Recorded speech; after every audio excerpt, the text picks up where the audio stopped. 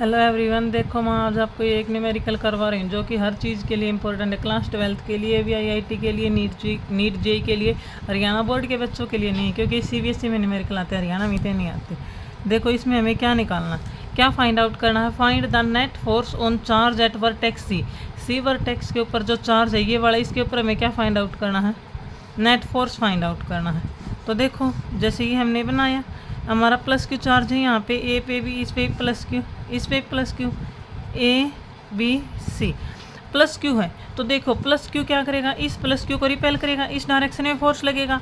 ये ए वाला इसको रिपेल करेगा, तो सी के ऊपर फोर्स किसने लगाया, ए ने लगाया। कैसे लगाया, रिपेल करेगा, पॉजिटिव पॉजिटिव को रिपेल करेगा, ऐसे आएगा। अब ये देखो ये बी वाला भी क्या है, पॉजिटिव, ये भी इस पॉजिटिव को रिपेल करेगा ऐसे। ये कौन सा फोर्स होगा, सी के ऊपर, किसकी वजह से, बी की वजह से। अब हमें दो फोर्स ऐसे मिल गए। ये देखो सबसे पहले देखो ट्रायंगल कैसे, इक्विलेटरल ट्रायंगल के सारे एंगल क्या होते हैं, सेम होते हैं। दो फोर्स ऐसे मिल गए। जब हमारे पास ऐसे दो फोर्स होते हैं F1 F2, तब इनका रिजल्टेंट कैसे जाता है, एग्जैक्ट सेंटर में क्या जाता है, रिजल्टेंट जाता है।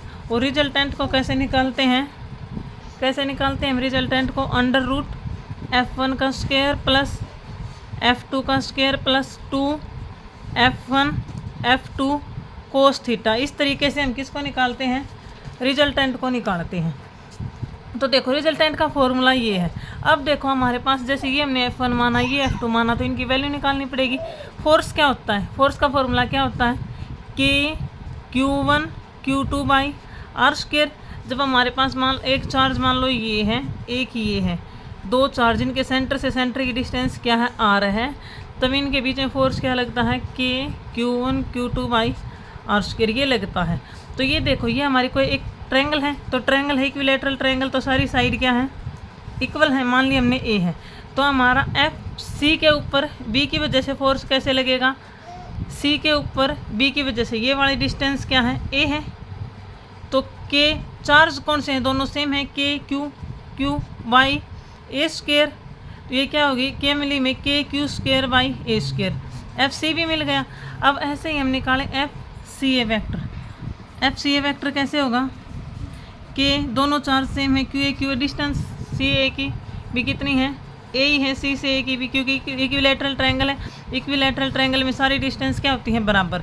तो अब आप ये देखो एफ सी भी जो फोर्स है और सी ए जो फोर्स है बराबर है, तो हम एफ सी बी फोर्स को और सी ए फोर्स को एक बार के लिए क्या मान लेते हैं, हमने एफ मान लिया।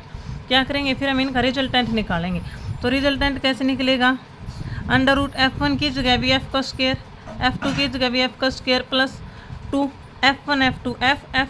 अब देखो इक्विलेटरल ट्रायंगल में एक ट्रायंगल के टोटल एंगल का कोण कितना होता है, टोटल एंगल कितने होते हैं, 180 डिग्री। इक्विलेटरल ट्रायंगल है तो सारे एंगल क्या होंगे, इक्वल। तो एंगल क्या होगा, 60 डिग्री। तो यहाँ पे कोस थीटा होता है कोस 60 डिग्री। कोस 60 की वैल्यू क्या होती है, अब आपको टेबल तो याद होनी चाहिए। कोस 60 डिग्री की वैल्यू क्या होती है, 1/2। तो क्या हो गया, under root F square plus 2 F square cos 60 की 1/2। तो ये क्या मिला हमें, √3 एफ स्क्वायर। तो √3 टाइम्स एफ बाहर निकल सकता है, स्क्वायर है तो रिजल्टेंट फोर्स क्या मिला हमें, एफ आर √3 टाइम्स एफ, इतना मिला। अब लास्ट में पुट कर दो एफ की जो वैल्यू हमने किसको माना था, एफ √3, एफ हमने इसको माना था, दोनों का एफ √3 के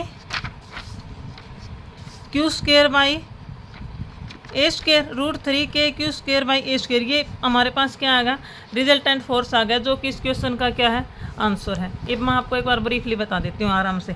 देखो हमारे पास इक्विलेटरल ट्रायंगल थी, सारे हर एक पॉइंट पे चार्ज क्या था, प्लस रखा था। प्लस क्यों रखा था, इक्विलेटरल ट्रायंगल थी तो सारी साइड क्या हमें माननी है। अगर हमें नहीं भी पता है तो ये लेनी है। अगर हमें एंगल दे दिया तो ठीक है, अगर नहीं भी दिया तो हमें पता है कि इक्विलेटरल ट्रायंगल के सारे एंगल क्या होते हैं, इक्वल होते हैं। टोटल एंगल कितने होते हैं, एक ट्रायंगल के टोटल सम कितना होता है, 180। तो हमें अपने आप पता चल गया एक एंगल कितना है, 60 डिग्री का।